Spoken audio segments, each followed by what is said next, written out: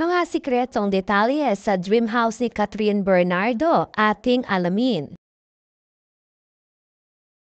Gumawa ng ingay kamakailan ng Queen of Asia superstar na si Catherine Bernardo.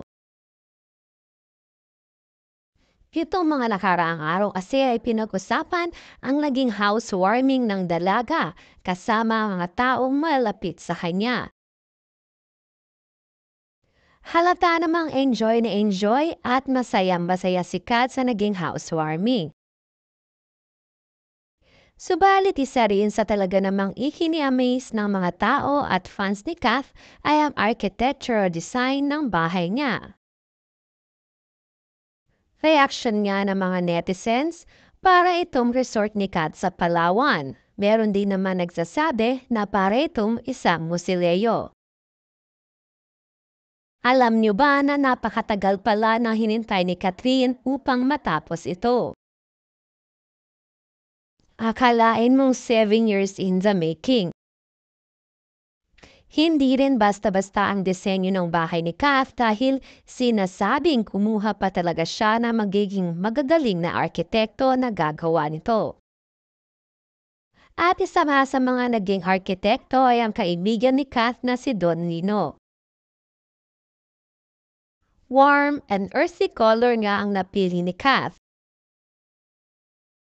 Napakaaliwalas at mapapansin din ang pagka-aesthetic nito, katulad na lang ng pagkakahawig sa resort ni Kath sa Palawan.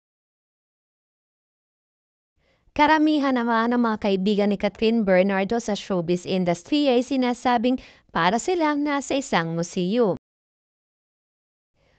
Pero hindi lang yan ang pumukaw at kinaliwa ng mga netizens.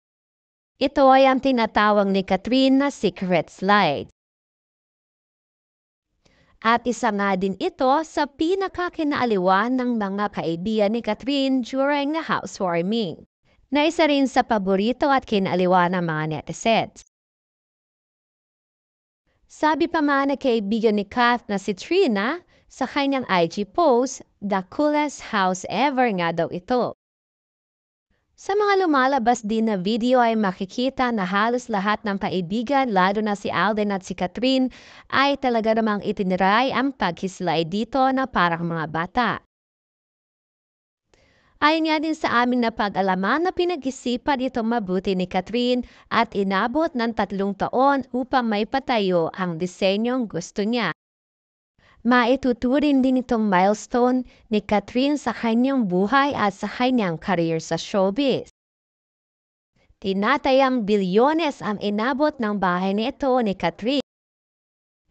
Na talaga namang deserve ito ni Catherine dahil alam naman natin kung gaano siya kasipag at kadedikado sa kanyang craft sa showbiz.